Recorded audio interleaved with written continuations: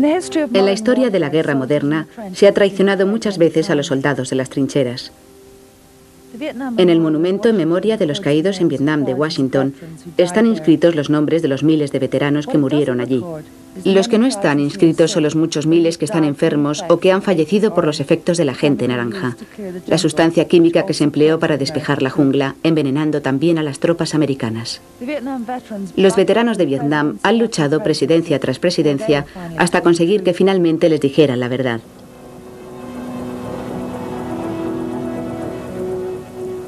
Hoy la historia se repite. En los Estados Unidos se han registrado 70.000 soldados enfermos con el síndrome de la Guerra del Golfo. Algunos recuerdan experiencias similares de ataques de gas durante la Guerra del Golfo. Nick Roberts quiere saber qué le ocurrió a su unidad cuando un Scud iraquí explotó cerca de su campamento en Arabia Saudita. No he podido seguir en contacto con todo el grupo, solo a unos cuantos de los veteranos de esta zona. Sé que 44 de ellos están enfermos. ¿De un grupo de cuántos? De 112. Roy Butler era miembro del mismo grupo. Le están practicando una serie de pruebas médicas para descubrir por qué está enfermo. Las unidades de Nick y de Roy tenían su base en el puerto de Al-Jubail, en Arabia Saudita. Alrededor de las 3 de la madrugada nos despertó una explosión muy potente que agitó toda la tienda y fue como si todos creíamos que era el fin del mundo. Si quiere más detalles técnicos, yo vi una gran bola de fuego o una luz con dirección al puerto de Al-Jubail y al oír el eco de la explosión nos apresuramos al búnker. Mientras permanecíamos fuera, apreciamos una especie de niebla como si fuera lluvia. Las manos y la cara me escocían, ardían. Empecé a sentir raros los labios, como si se me hubieran dormido, y entonces fue cuando sonó la sirena.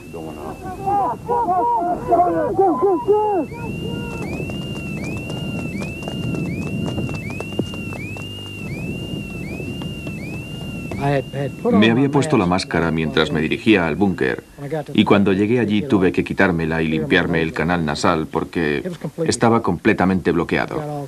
Extraje de él todo tipo de sustancias pegajosas y volví a ponerme la máscara. Se me empezaron a dormir los labios, el superior y el inferior. Y entonces fue cuando oí por la radio, alerta química máxima, vayan al nivel 4. Ahí es donde te pones todo el equipo químico. También oímos por la radio, sustancia química confirmada. Nos dijeron que mantuviéramos la boca cerrada al respecto. Orden directa al día siguiente cuando formábamos. Que no habláramos más sobre ello porque crearía demasiado alboroto, confusión y pánico entre los hombres. Que no habláramos de ello. Eso no nos cayó nada bien. Después de aquello comenzamos a adoptar una actitud negativa. Sabíamos que nos estaban mintiendo, no podíamos conseguir socorro médico, nadie respondía a nuestras preguntas y estábamos enfermando. Empezamos a enfermar una semana después de las explosiones. Muchos de nosotros permanecíamos tumbados en la cama con sudores nocturnos, con gripe, erupciones, y todo se hacía constar en los informes médicos. Aquellos informes médicos ya no existen. Lo que sí existe y ha salido a la luz recientemente con la Ley de Libertad de Información son los informes de la Comandancia Central sobre detecciones de sustancias químicas. Se ha tardado 4 años en conseguir que se dieran a conocer. Aún así faltan secciones enteras. Jim Twiggs, exagente de la CIA, dirigía la investigación del Senado de los Estados Unidos sobre ataques con armamento químico. Le preguntamos que si anotó en los libros la noche en que Roy Butler y Nick Roberts cayeron enfermos. A los soldados les dijeron que se trató de un estruendo producido al romperse la barrera del sonido. Pero sabemos algo que invalida esto. En primer lugar, se detectaron sustancias químicas. En segundo lugar, se observaron explosiones visibles. En tercer lugar, los soldados enfermaron. Náuseas, escozores. Sufrieron síntomas parecidos a los de la gripe, resultado de un grado bajo de exposición a sustancias químicas o incluso a biotoxinas o venenos procedentes de bacterias. Sabíamos que los iraquíes estaban trabajando con sustancias químicas y biológicas capaces de mutilar, con las aflatoxinas que te hacen enfermar en muy poco tiempo, pero que a la larga producen cáncer. Ahora tengo cáncer de linfoma. Cuando lo detectaron ya estaba en la fase 3, y eso supone cáncer del sistema inmunológico, de la glándula linfática, y me sometí a 3 tratamientos de quimioterapia diferentes. ¿Y qué le han dicho los médicos sobre su salud? Está deteriorándose, para serle sincero. El Ministerio de Defensa no ha dicho la verdad sobre este tema desde que acabó la guerra. No dijeron la verdad durante la guerra. No dijeron la verdad cuando por primera vez les pedimos información sobre las sustancias a las que pudieron haber estado expuestos los soldados, ni sobre cuáles fueron sus experiencias durante la guerra. De modo que si usted me pregunta si a mí me parece que han sido deshonestos con nuestros veteranos, sí, bastante.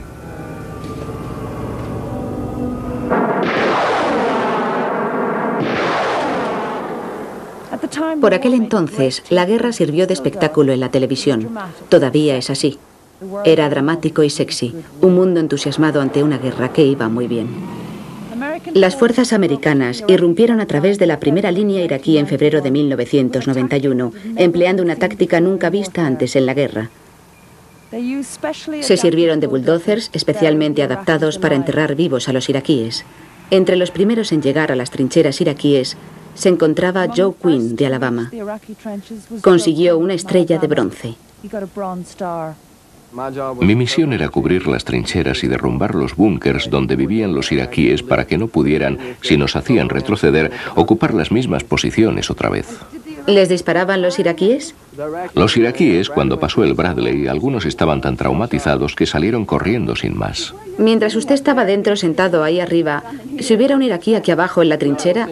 Ni lo vería. Por eso he dicho que no sabía exactamente quién estaba en la trinchera o si estaban solo los búnkers. Tú estás ahí arriba en lo que se llama media trampilla, a medio cerrar, y mirabas a través de una placa de metal perforada porque no querías que te hirieran. ¿Sabes cuál es tu misión? Podrías hacerlo con los ojos cerrados. Tú te encuentras dentro con todo cerrado, igual que ahora, mirando a través del visor y siguiendo adelante con la misión. Comenzamos a excavar antes de dar con este campo de minas. Excavamos esta línea de trincheras, la eliminamos con un Bradley. Y si devolvían el fuego, colocábamos 2 tanques, uno a cada lado de la trinchera, y enterrábamos a esos diablos iraquíes que estaban en ella. Enterramos a unos 400 iraquíes en sus trincheras.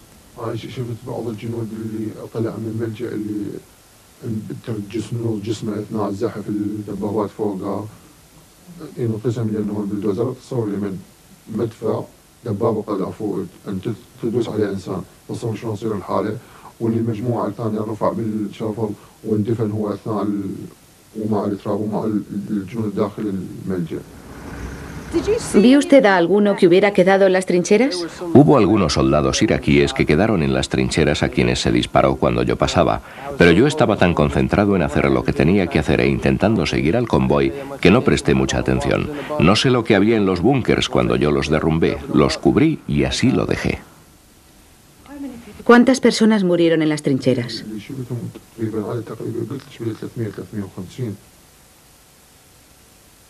لأن المجموعة اللي احنا فيها تقريبا من 500 من الموقع اللي شفته قريب عليه. أنا مو ظل أنظرين بس أنا أشوف اللي قدامي اللي صار. 1000 soldados muertos de Saddam Hussein no valen la vida de un solo soldado de los Estados Unidos. De modo que lo que hicimos fue coger los tanques con las palas. Disparábamos contra la línea de las trincheras. Si sacaban bandera blanca y se rendían, podían hacerlo. Si devolvían el fuego, los enterrábamos y seguíamos con lo nuestro. Cuando se dio a conocer la historia del enterramiento de los soldados, cuando circularon los rumores de la utilización de napalm, cuando la gente hablaba de la posibilidad de que los Estados Unidos utilizaran explosivos combustibles aéreos, o cuando se lanzaron estas bombas aniquiladoras de 7.000 kilos, o incluso el bombardeo de saturación de los B-52, por alguna u otra razón, los Estados Unidos siempre lo niegan todo. Siempre dicen nunca ocurrió, y yo estoy aquí para decirle que sí ocurrió. Hasta cierto punto se puede decir, bueno, ¿y qué? Eso es lo que ocurre en la guerra. Pero no sin cierto grado de ironía, cada vez que sale a la luz uno de estos temas, la primera reacción del Pentágono es decir, no es cierto, nunca ocurrió. Y después su segunda reacción es decir, oh, bueno, deje que le diga algo. La guerra es algo terrible y esto es lo que ocurre en la guerra, pero todavía no quieren que la gente lo vea. ¿Cómo cree usted que hubiera reaccionado el pueblo americano si hubiera sabido que se estaban enterrando vivas a las tropas iraquíes? Creo que... Oiga, mire, esto es la guerra. ¿Es peor ser enterrado vivo que morir de un disparo en la cabeza? Pues yo creo que sí. ¿Usted cree? Yo preferiría morir de un disparo en la cabeza a ser enterrada viva. Pues, ¿preferiría enviar a las tropas con rifles a esos búnkers para matar a los iraquíes y que los mataran? Sí. Sí se los puede matar enterrándolos. ¿Cuál es la diferencia si no? ¿1 minuto o 2 más de vida?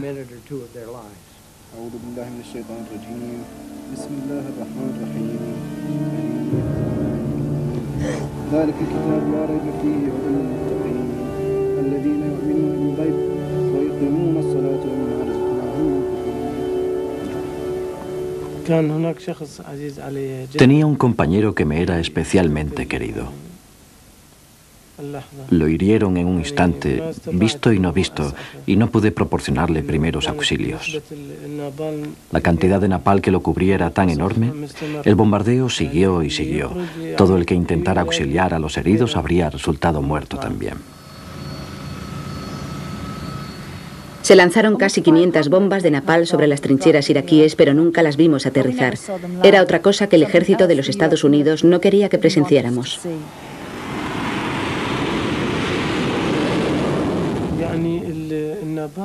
El napal es una sustancia que abrasa.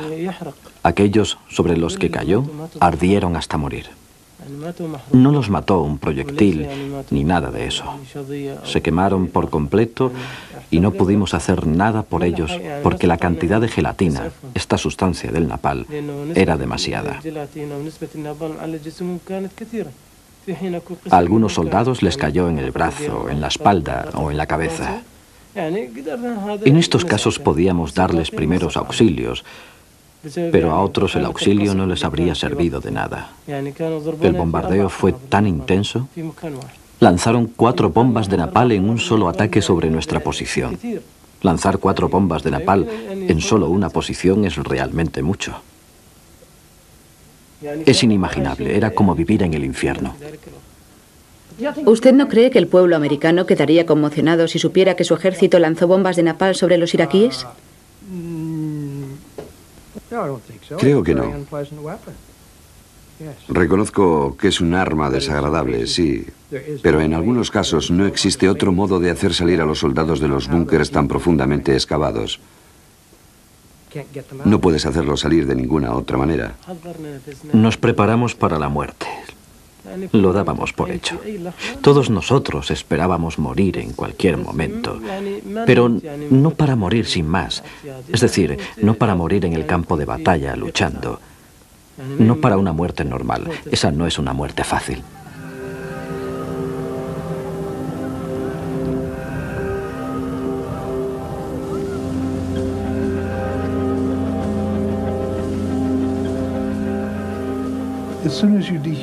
Tan pronto como deshumanizas a alguien, puedes hacer todo lo que quieras.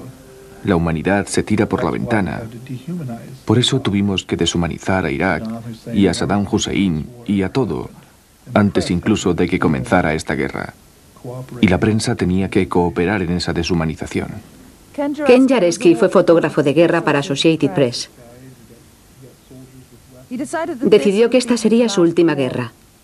Sus fotografías fueron censuradas. Nadie quería estropear una buena guerra con fotos como estas. Usted tomó una fotografía en particular que desde luego se publicó en Gran Bretaña y tuvo un gran impacto. El hombre intentando salir del camión. Su humanidad aún está intacta. Cualquiera puede todavía sentir que esta persona estaba viva, respirando, que intentaba sobrevivir hasta el último segundo, pese a que le quemaba la carne sobre los huesos. La vida es algo tan precioso que todavía intentaba salvarla. Me imaginé que cuando volviera a los Estados Unidos vería la foto por todas partes. Pero Associated Press, cuando la recibieron en Nueva York, la excluyeron y ni siquiera la enviaron a los periódicos, de modo que la censuraron ahí mismo.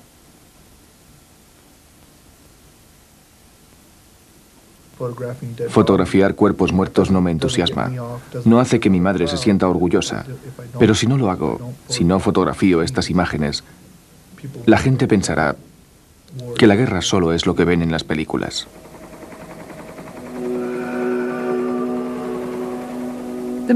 La película empezó a complicarse en la carretera de Basra. Bush sabía que cuando la opinión pública se enfrentara a la realidad de la guerra, no la soportaría mucho más.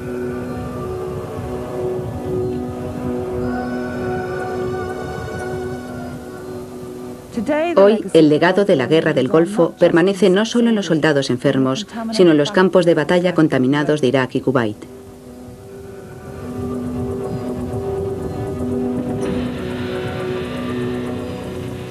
Nosotros fuimos el primer equipo occidental al que se le permitió el acceso al lugar de la batalla del Golfo desde que terminó la guerra.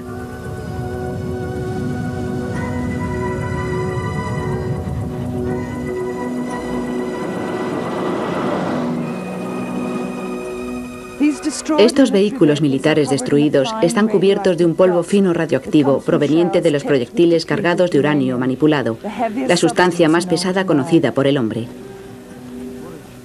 Los proyectiles cargados de uranio eran un nuevo armamento experimental que se utilizó por primera vez en la Guerra del Golfo. El problema que presenta es que las partículas radioactivas liberadas al explotar permanecen en el área contaminándola durante miles de años. Tower is contaminated. The reading is 125 count per second. Estos obuses pueden atravesar los blindajes igual que un cuchillo la mantequilla.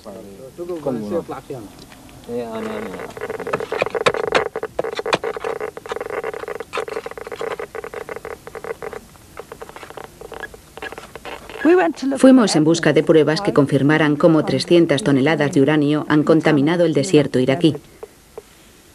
En un viaje de 3 días, en el que cubrimos casi 1.500 kilómetros, fuimos encontrando escombros radioactivos repartidos por toda la región. La exposición a la radiación baja del uranio podría, con el paso de varios años, causar cáncer. El doctor Eric Hoskins vive en Toronto. Era miembro del equipo médico de Harvard que fue a Irak hace 2 años para estudiar los efectos de la guerra en los niños iraquíes, sobre todo las complicaciones debidas al uranio. Cuando llega al objetivo, explota y se produce un calor muy intenso.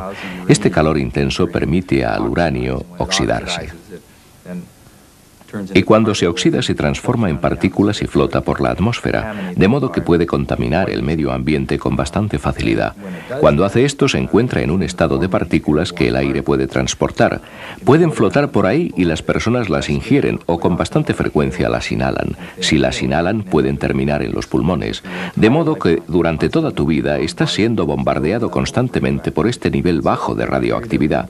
Al cabo de una serie de años esto podría en un número reducido de personas causar cáncer. ¿Cuántas personas cree, conoce o ha comprobado usted que lleven estas partículas radioactivas en los pulmones? Desde luego, un gran número de civiles iraquíes estuvieron expuestos al uranio, de la misma manera que lo estuvieron un gran número de soldados americanos y británicos. El trabajo de Terry Walker era limpiar los escombros de la guerra. No estaba informado de los peligros que entrañaba el uranio y nadie le advirtió que tomara precauciones. Hasta llegamos a entrar en los vehículos iraquíes para ver lo que podíamos encontrar, para ver lo que quedaba y el equipo que tenían. Conducíamos por medio de todos los escombros también. Así que comía cerca de ellos, dormía cerca de ellos. Si se averiaban los vehículos, que solía ocurrir, reparábamos ahí mismo los motores y les preguntábamos qué tipo de munición tenían y nos lo enseñaban. Eran obuses cargados de uranio y los tuvimos en la mano. Cuando inspeccionabas los vehículos por dentro, los cadáveres estaban ahí, quemados, o había trozos de cuerpos que podías ver por todos lados. El interior era un desastre, estaba calcinado. Allí no quedaba nada en absoluto. El uranio manipulado también se utilizó en las balas que disparaban las metralletas desde los aviones.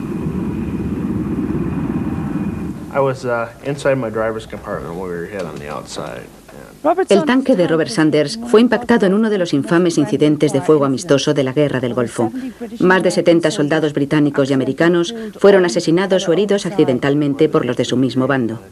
Oí este chirrido de metal.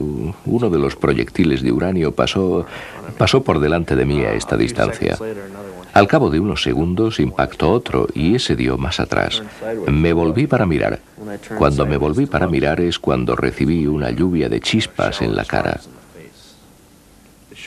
Tenía la cara llena de metralla. Antes de que me lo extrajeran, algunos días cambiaba de color. Pasaba de un color verduzco a azul. Y aquello fue lo que me llamó la atención. No podía comprender por qué me ocurría eso. Cuando salíamos allí y empezaba la guerra, nos daban un dosímetro que leía la radiación de la zona. Era parecido a un reloj, pero cubierto. Era negro. Era como una cúpula de malvavisco. Recogía la información dentro de la misma cúpula y después tenías que enviárselo a los que se ocupaban de la radiación. Lo comprobaban para conocer el nivel de radiación de la zona en ese momento. Cada 6 meses me hacían un análisis de orina. Y la primera vez que lo hicieron, encontraron alrededor de 4,6 microgramos por decilitro. 400 veces más que la exposición a que está sometido un trabajador de una central nuclear. 400 veces el nivel de seguridad. Así que mientras tanto tengo toda esta porquería radioactiva flotando por ahí dentro de mi cuerpo. Ahora el ministro de las Fuerzas Armadas dice que nunca se entregaron dosímetros a las tropas en el Golfo. Eso es completamente falso, porque yo tenía uno. Todos los de mi unidad teníamos uno, y también otras unidades. Cuando acabó la guerra recogieron los dosímetros y nunca más se supo. Nadie los ha visto desde entonces. Fue cuando desaparecieron todos mis documentos. Nadie tenía ni idea de dónde estaban los papeles. Cuando llamaba para hablar con alguien, me pasaban de acá para allá con 5 o 6 oficinas diferentes y hablaba con 5 o 6 personas distintas. Si sabes algo sobre el gobierno de los Estados Unidos, cuando te mandan de acá para allá a sitios diferentes para informarte, es que no quieren que te enteres. El uranio causa más problemas de lo que creíamos cuando se elaboró. Pero se elaboró siguiendo la normativa y se hizo de modo muy cuidadoso. No resultó, tal vez, lo correcto. Es algo que hace falta revisar. Existen indicios que se han negado de que podría causar la clase de complicaciones que han apuntado algunas personas. Hay que estudiar la situación, investigar lo que pasó en realidad y si existe motivo de preocupación y, según lo que se encuentre, decidir si hay que reconsiderar su utilización o no. ¿Qué teme que pueda pasarle? Temo que, a largo plazo, posiblemente dentro de 5 a 10 años, temo contraer cáncer. Eso es lo que temo. En los últimos 3 años, los casos de defectos de nacimiento, cáncer y sobre todo leucemia han aumentado según el Registro de Cáncer Nacional de Irak. La doctora Selma Haddad llevó a cabo un estudio personal sobre los pacientes con cáncer del Hospital Universitario de Bagdad. Descubrió que el mayor aumento se ha dado entre los niños venidos del sur, de la zona de guerra. Veamos cada uno de estos. ¿Qué fue lo que descubrió? Este gráfico refleja que se ha producido un aumento en los casos de tumor cerebral después de 1992, como demuestran las cifras. Este es de leucemia. Sí, vi que había un incremento continuado de los casos de leucemia linfoblástica aguda, como reflejan las cifras. Mis colegas también comprobaron un número cada vez mayor de casos de cáncer después de la guerra.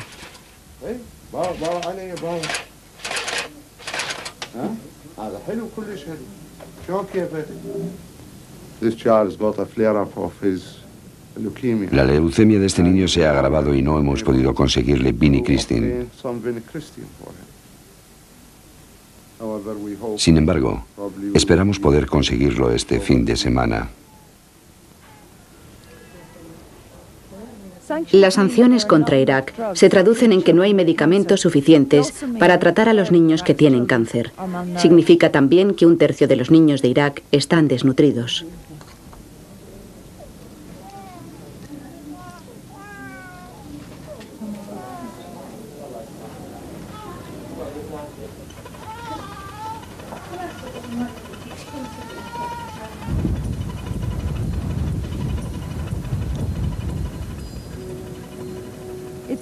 Es fácil permanecer pasivos ante la guerra, la propaganda y las mentiras.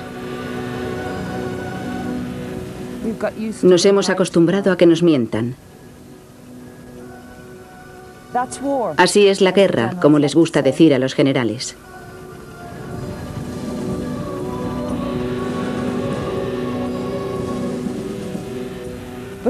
Pero la guerra se libra en nuestro nombre y ningún general ni político tiene derecho a impedir que sepamos la verdad, ni que nos enfrentemos a lo que en realidad consentimos, al verdadero rostro de la guerra. La guerra del Golfo, la tormenta del desierto y sus terribles consecuencias. Un conflicto del que todavía hoy, 5 años después de su término. Ahí es donde te pones todo el equipo químico. También oímos por la radio sustancia química confirmada. Nos dijeron que mantuviéramos la boca cerrada al respecto. Orden directa al día siguiente cuando formábamos. Que no habláramos más sobre ello porque crearía demasiado alboroto, confusión y pánico entre los hombres. Que no habláramos de ello. Eso no nos cayó nada bien.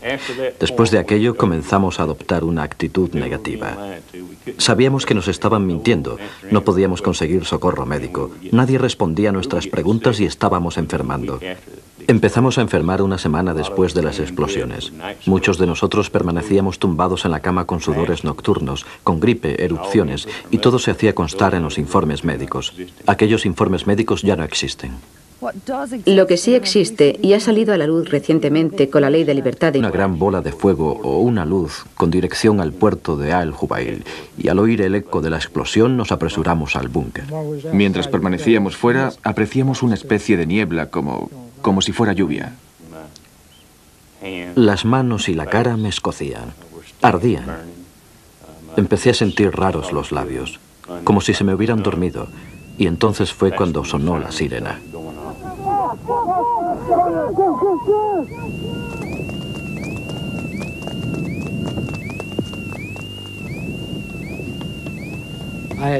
Me había puesto la máscara mientras me dirigía al búnker, y cuando llegué allí tuve que quitármela y limpiarme el canal nasal porque estaba completamente bloqueado.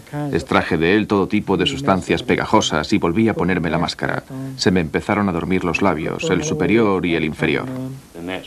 Y entonces fue cuando oí por la radio: alerta química máxima, vayan al nivel 4.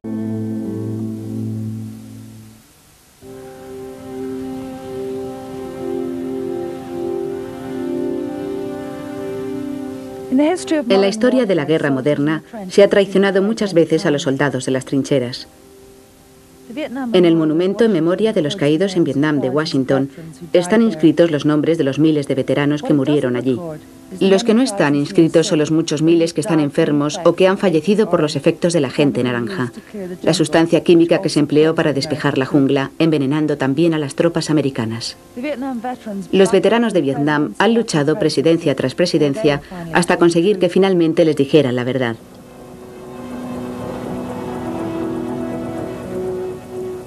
Hoy la historia se repite.